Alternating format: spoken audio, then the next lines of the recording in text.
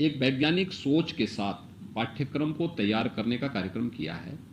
खासतौर पर वैज्ञानिक सोचिए कि जो अच्छा है, एनसीईआरटी ने मैथ्स है, साइंस है, कॉमर्स है, अन्य विषयों को लेकर के जो अपने यहाँ शोध किए थे उसको हम लोगों ने माध्यमिक शिक्षा की पाठ्यक्रम का हिस्सा बनाया। लेकिन इसके साथ ही हम लोगों ने एक व्यवस्था और राज्य में की कि किसी भी बच्चे को बाद में उसके सर्वांगीण विकास के लिए आवश्यक है कि वो अपने अतीत के बारे में जानकारी रखता हो, अपने देश, अपने काल और अपनी परिस्थितियों के साथ उनके साथ आगे बढ़ सके, चाहे वह स्वतंत्रता संग्राम सेनानियों से जुड़े हुए स्थानीय उन स्तर पर जो स्वतंत्रता आंदोलन के दौरान आंदोलन हुए थे, विभिन्न प्रकार के अभियान चले थे, उनसे जुड़े हुए जो नायक हैं उन राष्ट्र नायकों के प्रति भी सम्मान का भाव पैदा हो सके। देश की आज़ादी के लिए जिन महापुरुषों के नेतृत्व में पूरा अभियान चला था उनके बारे में, या विदेशी आक्रांताओं के खिलाफ जिन योद्धाओं ने समय समय पर देश को संगठित करके उस लड़ाई को आगे बढ़ाया उनके बारे में, या फिर हमारे ऐतिहासिक और पौराणिक व्यवस्था से जुड़े हुए उन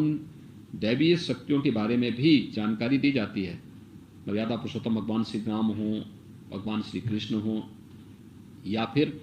उसके बाद भी अन्य कुछ जो ऐसे महापुरुष हैं, महाराणा प्रताप हैं, छत्रपति शिवाजी महाराज हैं, गुरु गोविंद सिंह जी महाराज हैं, या रानी लक्ष्मीबाई है, या अन्य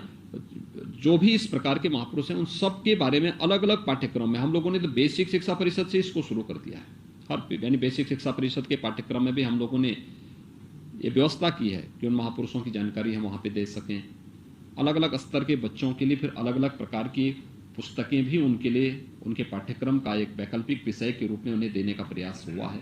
जो हमारे स्कूल्स हैं इंडिया के, उसमें महाभारत और गीता रामायण ये सब बच्चों को स्टार्टिंग में ही पढ़ाना चाहिए ताकि बच्चों को हमारे कल्चर के बारे में पता सभी को एकदम अनिवार्य किया गया, सभी के बारे में। रामायण के बारे में भी है, महाभारत के बारे में भी है, और उन सभी ऐतिहासिक घटनाओं के बारे में भी चर्चा है जो देश की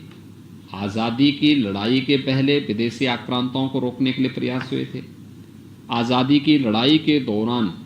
अलग अलग क्षेत्रों में हुए जो अलग अलग स्वतंत्रता संग्राम के अभियान हैं उनके भी उल्लेख होते हैं, और आज़ादी के बाद भी विकास की प्रक्रिया के साथ स्थानीय स्तर पर अलग अलग फील्ड से जुड़े हुए लोगों ने क्या क्या किया है उन सब की भी चर्चा इसके साथ की जाती है, उसको पूरा किया जाता है।